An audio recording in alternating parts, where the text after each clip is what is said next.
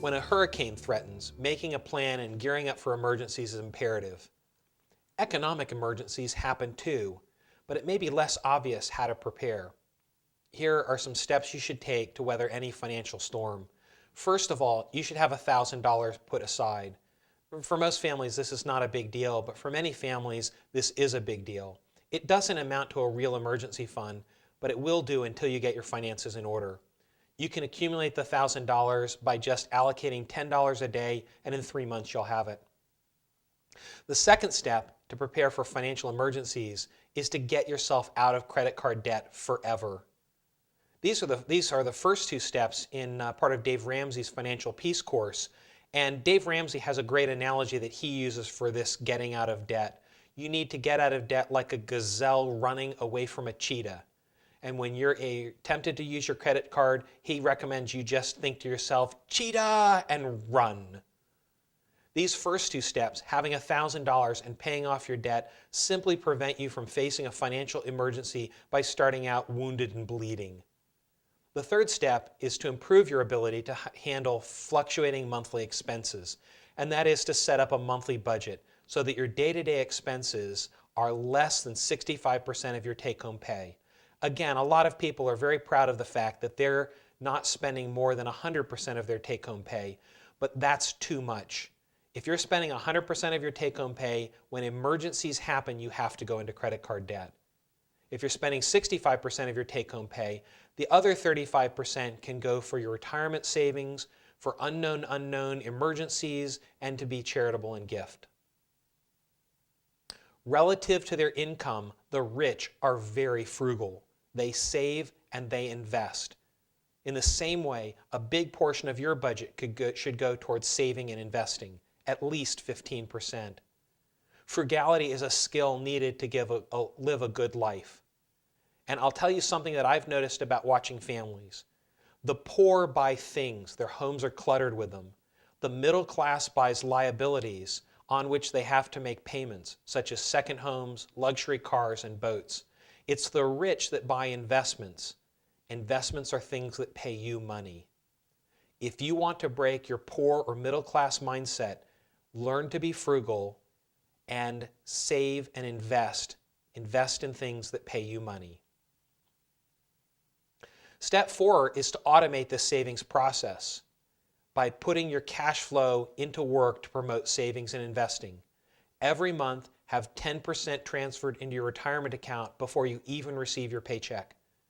Then automate the transfer of 25% of your take-home pay into an investment account a day or two after your paycheck is deposited. Now, of that 25%, 5% is only going towards savings.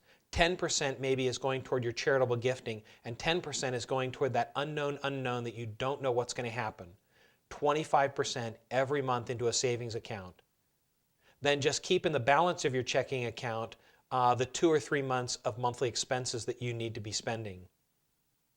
You need an emergency fund in case you're unemployed, and some of that transfer over into unknown unknowns will help provide that growing emergency fund. Step 5 is creating an asset allocation for your investments that's diversified for safety while being invested for appreciation. Diversification works, and it's never more obvious than in times of market turmoil. Without diversification, portfolios can have a zero return over a decade, but after being well diversified, the likelihood of no return over a decade drops significantly. Your asset allocation should be a guideline in times of trouble. Whenever you're worried or glad about what's happening in the markets, rebalance your portfolio back to your target asset allocation. Rebalancing means buying stocks after they've gone down and selling stocks after they've gone up. So if the market's hitting all-time highs, then you should rebalance. You're going to sell some stocks and buy into some fixed income bonds. If the market has gone down tremendously, you should rebalance. That's going to mean selling some of those fixed income bonds and putting the money back to work in the stock market. This contrarian move is always wise.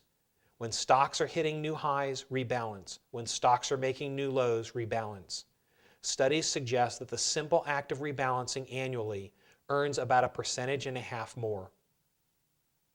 The sixth step toward emergency preparedness is using your taxable investment account properly. Each year, find the investments that have appreciated the most and use these for your charitable contributions. If you do this, you can save the 15% capital gains you would have to pay on appreciated assets and simply gift those instead. The seventh step is mobilizing during an actual emergency. In a real financial emergency, you should have 2 or 3 months of spending in your checking account and another 3 months in your taxable savings account. You should have a pile of money for large unknown purchases, that 10% of your pay that's being put away, and another pile of taxable savings, that's the 5% you've never touched. Finally, you should have been planting seeds toward future charitable gifting that will last through maybe the next decade. Usually, emergencies don't happen, so the money you've socked away makes more money. Keep an emergency fund for several years, and it should double in value, giving you an additional emergency fund going forward. Whether you need it or not, being prepared for a financial emergency means peace of mind, knowing that your lifestyle is sufficiently frugal so you won't be in trouble.